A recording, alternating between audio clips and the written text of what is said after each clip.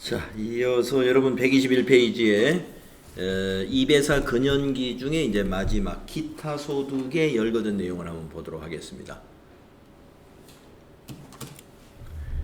기타 소득은요, 그 기타 소득의 범위와 함께 필요 경비를 구분해 가면서 정리를 해야 되거든요.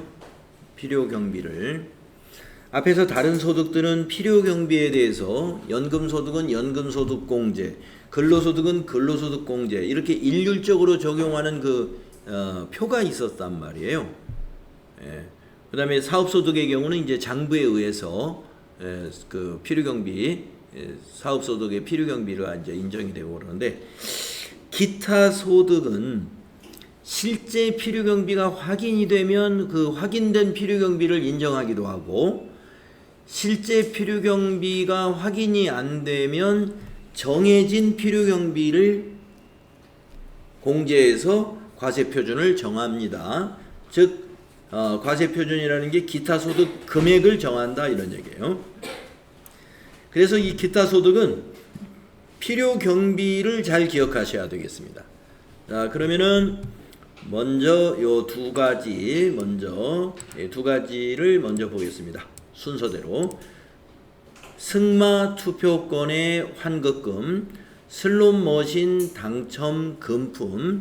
슬롯머신은 이제 기계에서 뭐 동전이 나오면 그걸 가서 이제 바꾸면 돈이 되잖아요. 그것을 말하는 거고, 승마 투표권이다 그러면 경마장에 가서 이제 경마권을 사가지고 투표에 적중이 되면은 그것도 돈을 돌려받는 거 환급금이라고 하는데, 거기에 대한 소득은 기타 소득에 해당이 되고, 필요경비는 그 투표 금액, 그러니까 승마 투표권은 실제로 투표한 금액, 슬롯머신은 투입한 금액만 필요경비로 인정이 됩니다. 자, 그런데 이제 그 다음에 나오는 요거는 실제 필요경비만 인정이 되는 게 아니라 실제 필요경비하고 총 수입금액의 80%하고 비교를 해서 맥스 큰 것을 적용받아라 이렇게 되어 있습니다. 굉장히 유리한 거죠. 그러니까 승마투표권하고 슬롯머신은 실제 필요경비만 인정해 주는 거예요. 승마권 산 금액하고 아니면 슬롯머신은 거기 기계에 투입한 거, 그것만 인정을 받는데, 요 다음에 나오는 요거는 총 수익 금액의 80% 하고 실제 필요경비 중에서 큰 것을 적용한다 이거예요. 필요경비를 큰 것을 적용한다. 다 어떤 것이냐? 공익법인이 주무관청의 승인을 받아서 시상하는 상금과 부상. 상금과 부상이에요. 자, 그런데 이제 조건이 앞부분에 있죠. 공익법인이 주무관청의 승인을 받아서 하는 시상입니다. 대표적인 게 학교에서 받는 시상금이나 부상이 여기에 해당된다고 보시면 돼요. 학교. 학교 하면은 공익법인이죠. 학교법인 자체가.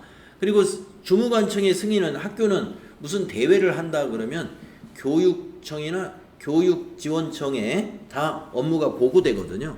그러니까 교육지원청의 승인을 받았다.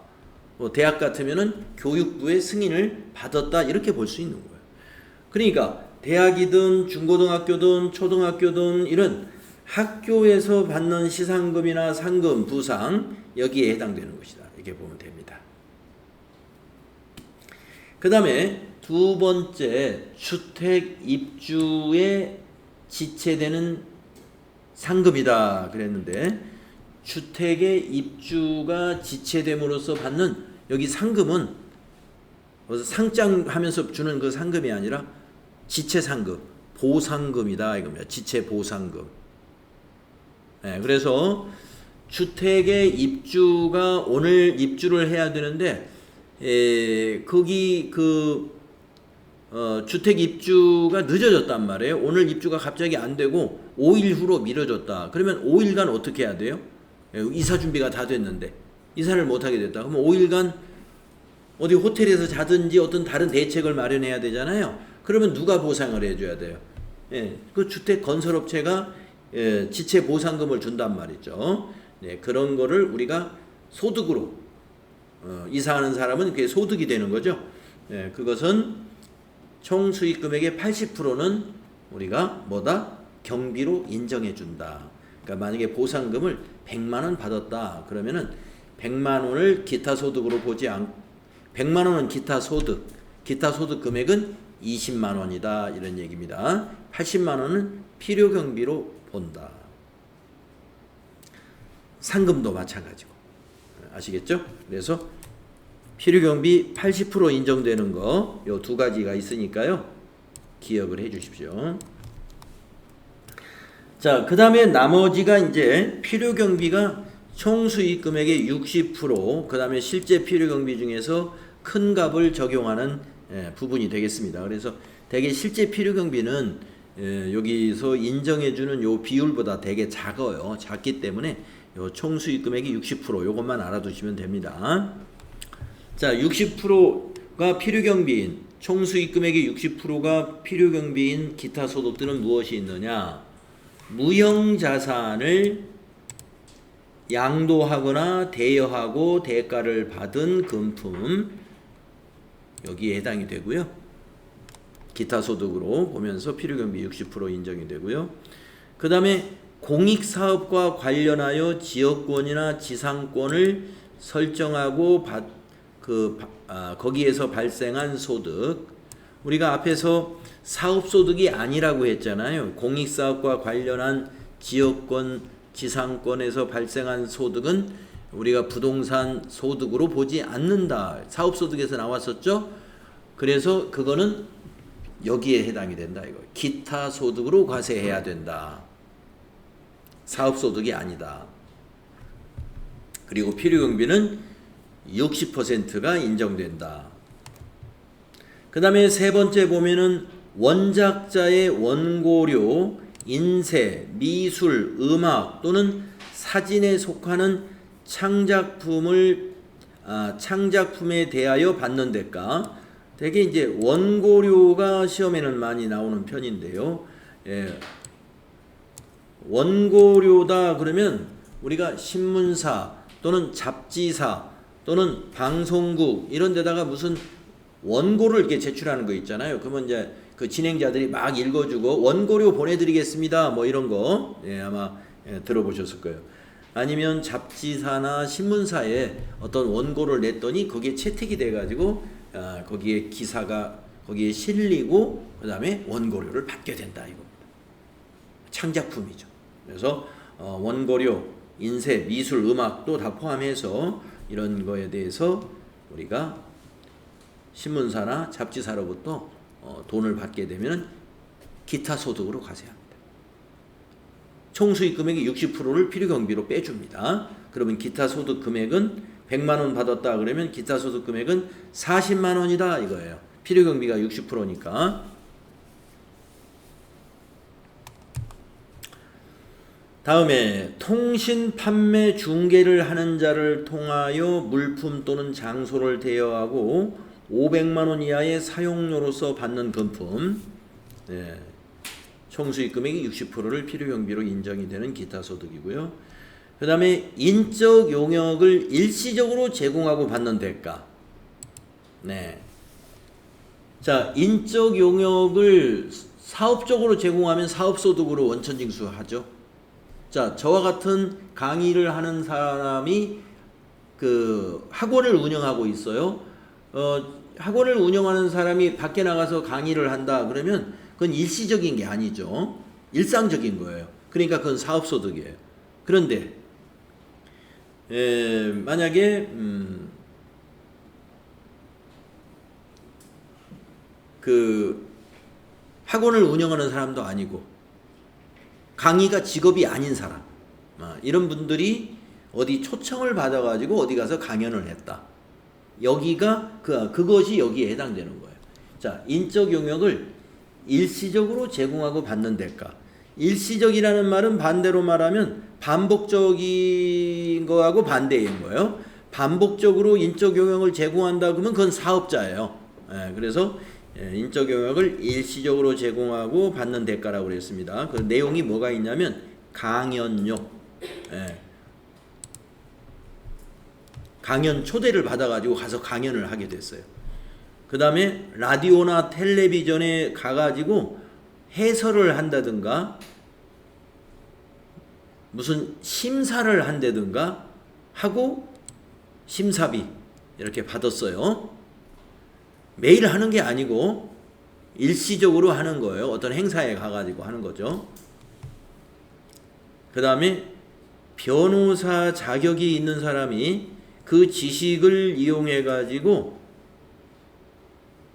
변호를 해주고 대가를 받았어요. 기타 소득으로 필요경비 60%. 근데 이거 변호사 개업을 한 사람은 일시적인 게 아니잖아요. 그러니까 이건 일시적인 거니까 변호사 개업한 사람은 아니고 변호사 자격은 있는 사람이에요. 사법고시 합격해가지고 변호사 자격은 있는데 자기는 변호사업을 하는 사람이 아니다 이거죠. 하지만 변호사 자격이 있으니까 그 어떤 법적인 것을 상담해주고 그 대가를 받을 수 있는 것이죠. 그랬을 때는 이것은 사업소득이 아니고 기타소득으로 과세한다. 총수익 금액의 60%를 필요경비로 인정이 됩니다.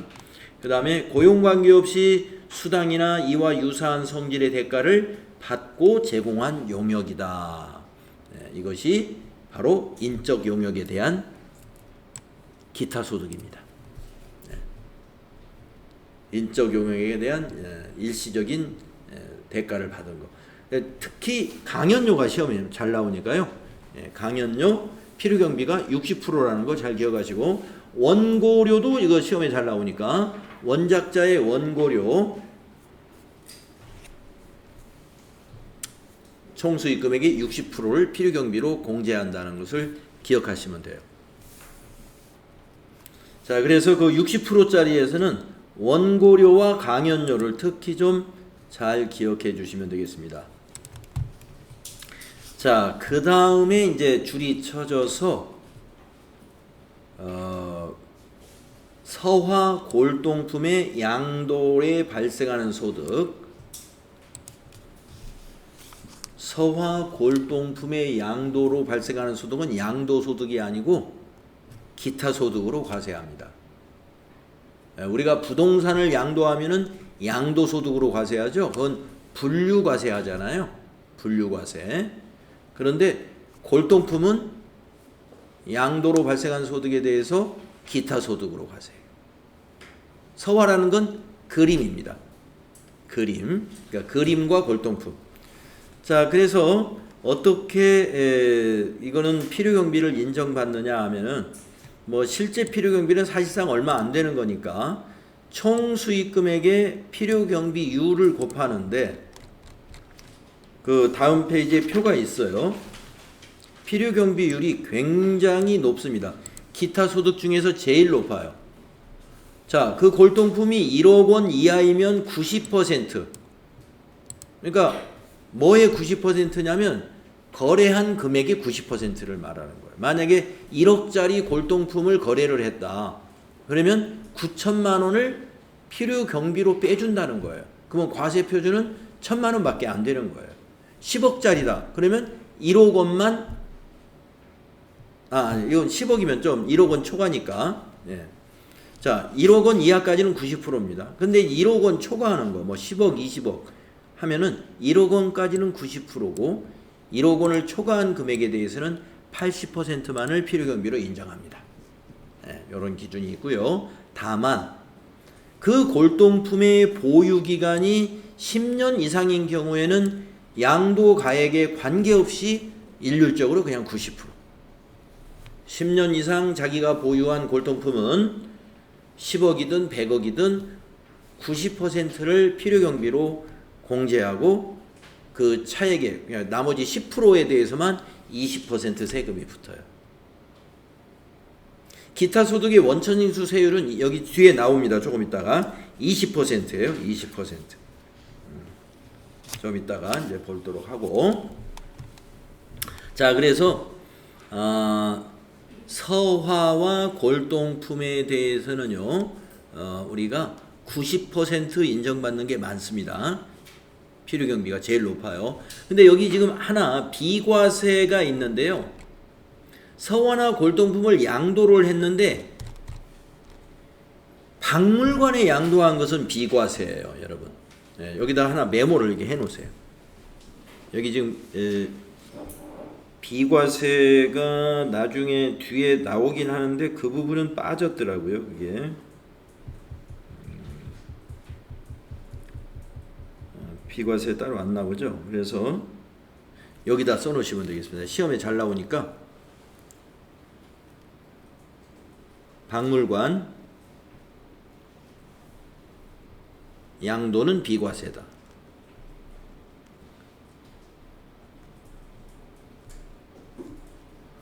박물관 양도는 비과세.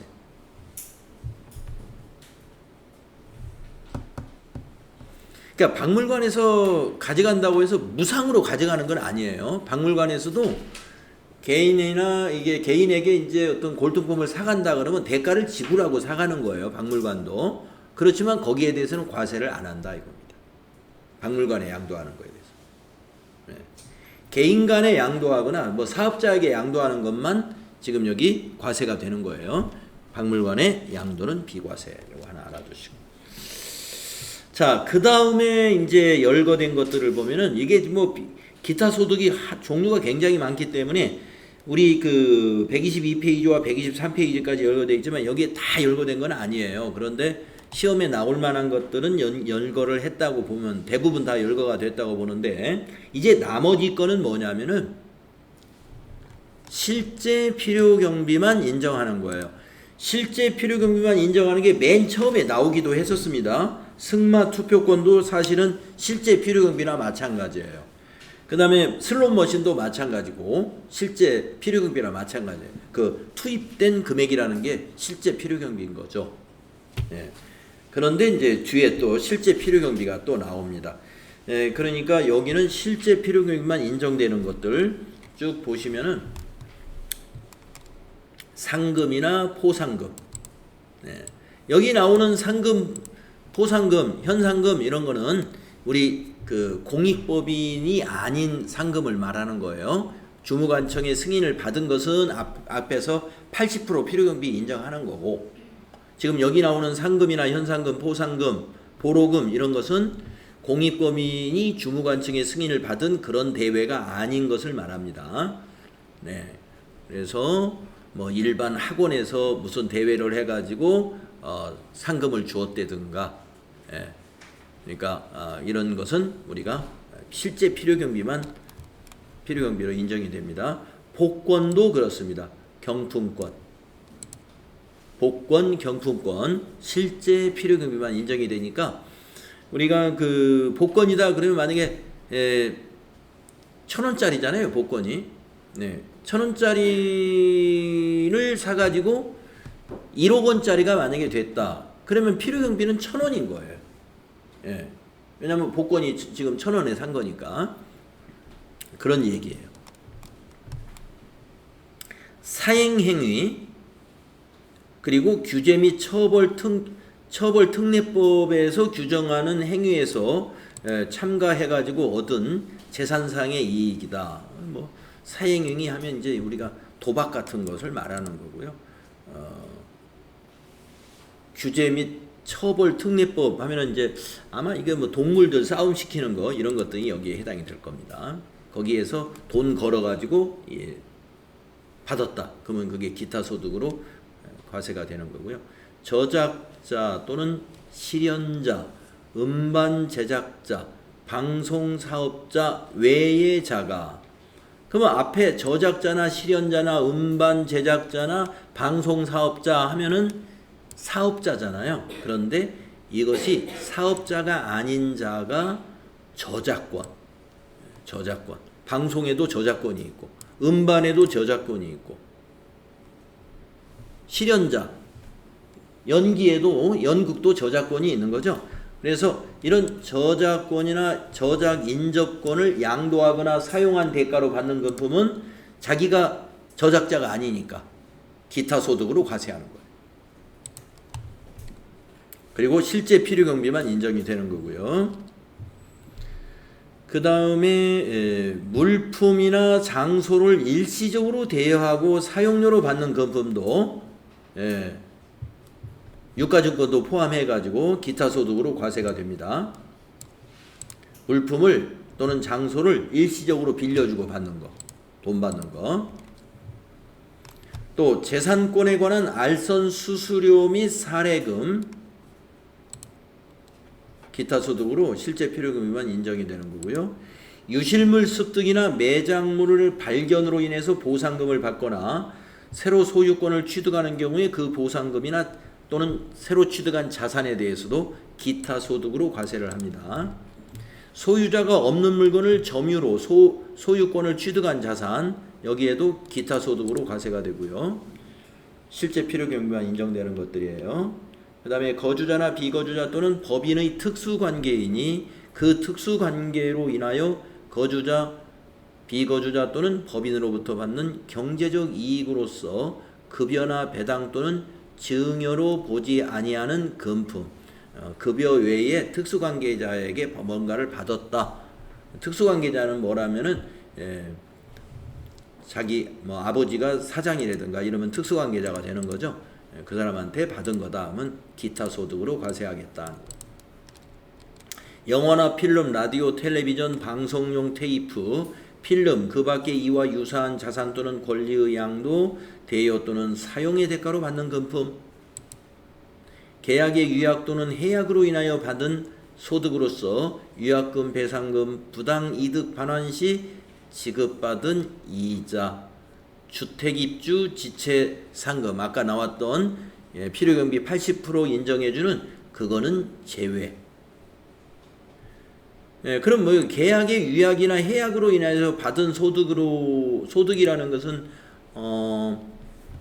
우리가 뭔 계약을 했는데 상대방이 계약을 지키지 않으면 계약금을 내가 그냥 갖게 되는 경우 있잖아요. 그런 소득을 말합니다. 기타 소득으로 과세하도록 되어 있어요. 우리가 실제로는 그걸 숨기니까 뭐 일부러 뭐 신고하는 사람도 물론 있겠지만은 대부분은 이거 신고들을 거의 안 해죠.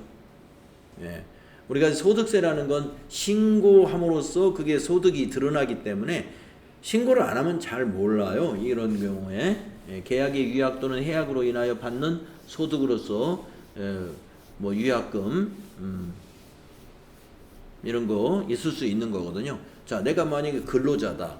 근로자예요. 그러면 급여 근로소득이 있잖아요. 근데 내가 어디로 이사를 가야 되는데 우리 집을 내놨더니 누가 계약하자고 왔습니다. 계약금 1,000만 원을 딱 걸었어요. 그래가지고 이제 나는 집이 팔렸다 하고 왔는데 약속한 날 와가지고는 아유 약속을 못 지키게 됐습니다. 이 집을 못 살 것 같는데요. 그런단 말이에요. 근데 우리 계약서가 어떻게 돼 있어요? 계약을 위반하면 계약금을 포기하도록 돼 있거든요. 그럼 나는 그냥 1,000만 원 내 것이 되는 거죠. 그러면 그 사람은 그 사겠다는 사람은 그냥 포기하고 이제 다른 집을 사게 되겠죠. 그거예요. 계약의 유약이나 또는 해약으로 인해서 받는 소득.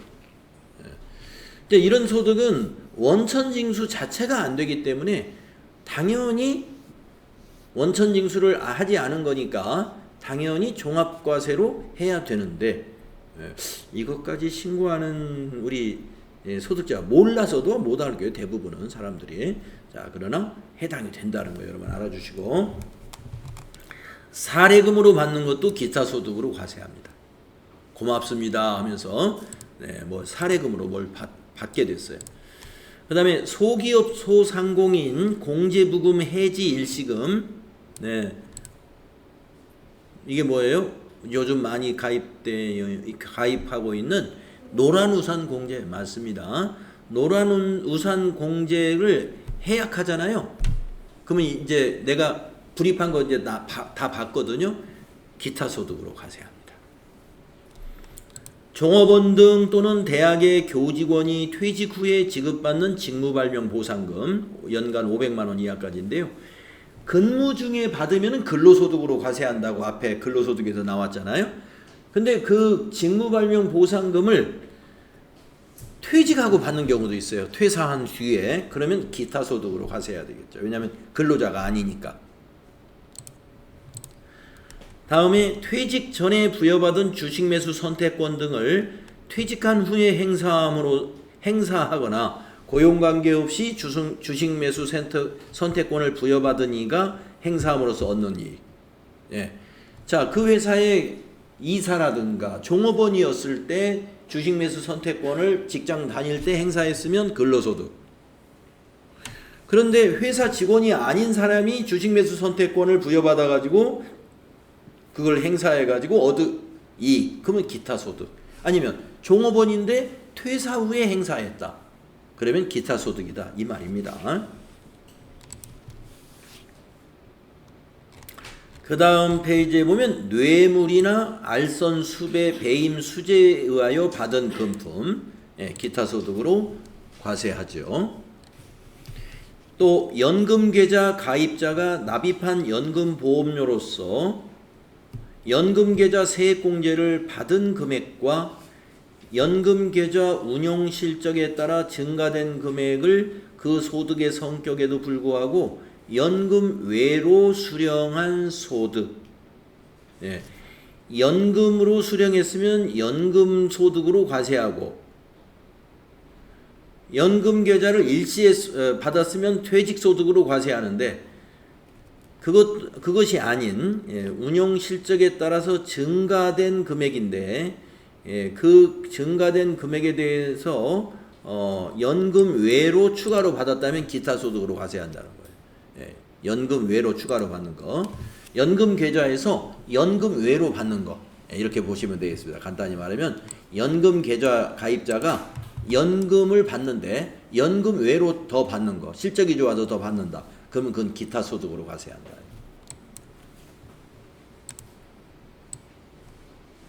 자, 이런 것 등입니다. 그래서 기타 소득 금액을 계산하는 것을 보면은요, 다른 소득과 마찬가지로 기타 소득 금액이란 총수익 금액, 즉 총수익 금액을 다른 말로 기타 소득 이렇게 말하기도 해요.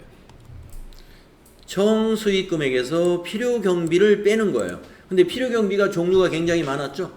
서화골동품 90%짜리도 있었고 또 상금 80%짜리도 있었고 그 다음에 원고료 강연료 60%짜리도 있었고 그리고 슬롯머신 그 다음에 승마권 그 다음에 복권 이런 거는 실제 필요경비 실제 필요경비만 인정되는 것도 있었습니다. 그런 거 잘 알고 계시면 돼요. 자, 그러면은 기타 소득 금액의 과세 방법을 알아보겠습니다. 이것도 꽤 중요해요. 우리가 앞에서 제가 금융소득 정리하면서 표를 하나 강조해 드렸죠. 금융소득에서 표를 하나 강조해 드렸어요. 무조건 분리과세되는 금융소득과 무조건 종합과세되는 종합과세되는 금융소득, 이게 상당히 중요합니다. 그러면서 무조건 종합과세되는 것 중에는 원천징수가 되지 않은 거, 이거 무조건 종합과세 됩니다. 그렇게 말씀드렸고, 그 다음에 하나는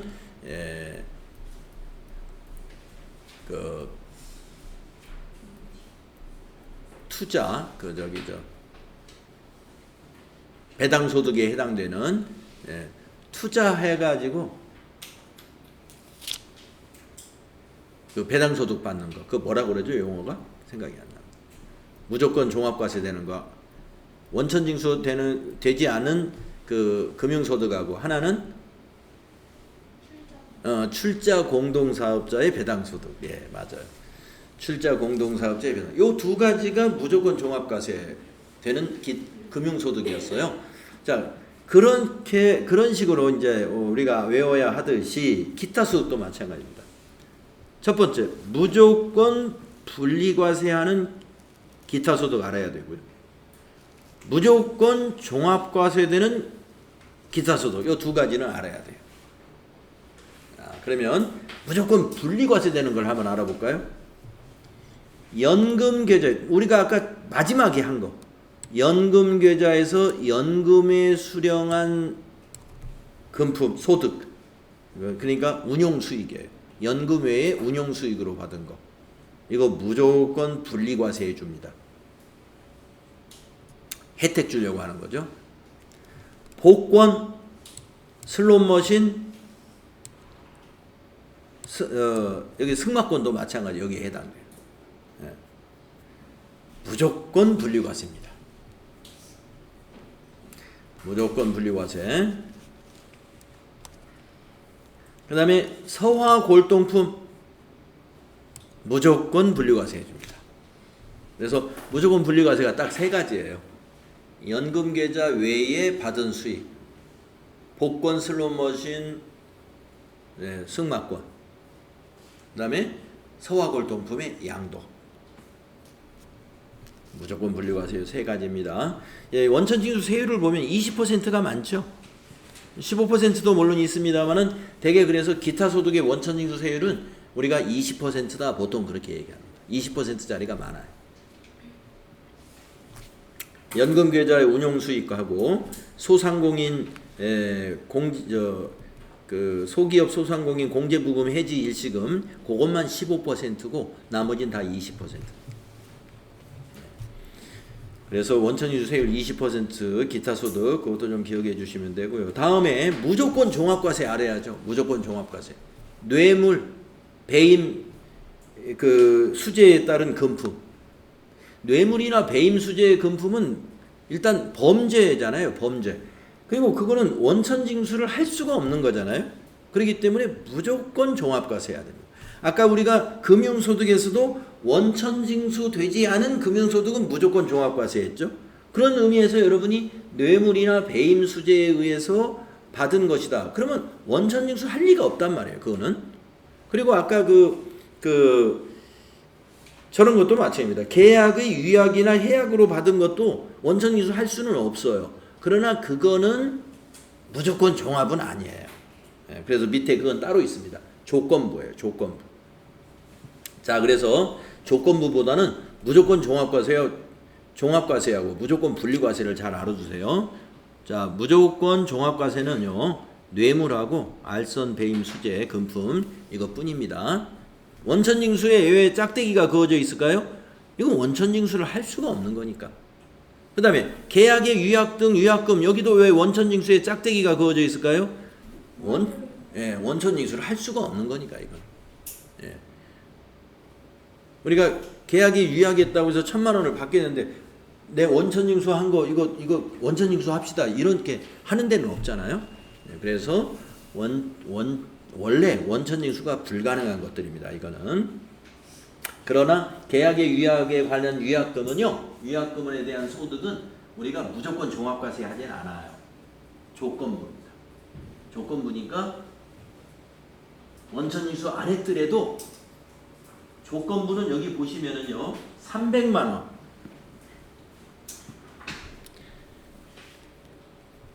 300만 원 이하이면서 원천징수가 된 때에는 분리과세와 종합과세를 선택할 수 있다. 요거 체크를 해 두시기 바랍니다. 기타 소득은 300만 원 이하이면서 원천징수가 된 때에는 분리과세와 종합과세를 선택할 수 있다. 예. 그래서 원래는 이게 계약의 위약은 원천징수를 안 했기 때문에 다 우리가 종합과세를 해야 되는 것이에요. 자, 그래서 이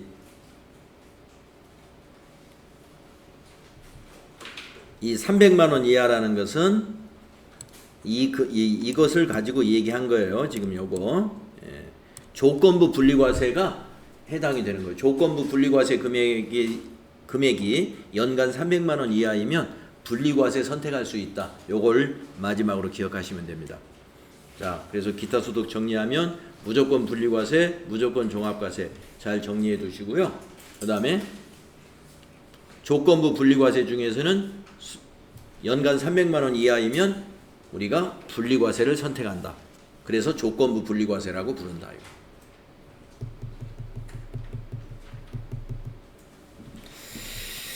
네, 좀 뭐 굉장히 여러 가지 소득들을 우리가 쭉 열거했기 때문에 여러분이 어떻게 보면 지금 정신이 하나도 없는지도 모르겠어요. 예. 나중에 뒤에서 이제 문제 풀면서 정리가 될 것이고요. 다음 시간은 제 2절, 이제는 2배사 근영기를 합쳐서 소득 금액을 우리가 다 구한 다음에는 이제 종합소득세 신고를 하기 위해서는 소득공제와 세액공제를 알아야 되거든요. 그래서 종합소득 소득공제, 앞에서 있었던 그 소득공제하고 달라요. 종합소득 소득공제와 세액공제 부분을 공부하면 되겠습니다. 예. 그래서 이제 다음 수업에서 이제 소득세 이론이 다 끝나면 끝나게 됩니다. 자, 오늘 여기까지 하겠습니다.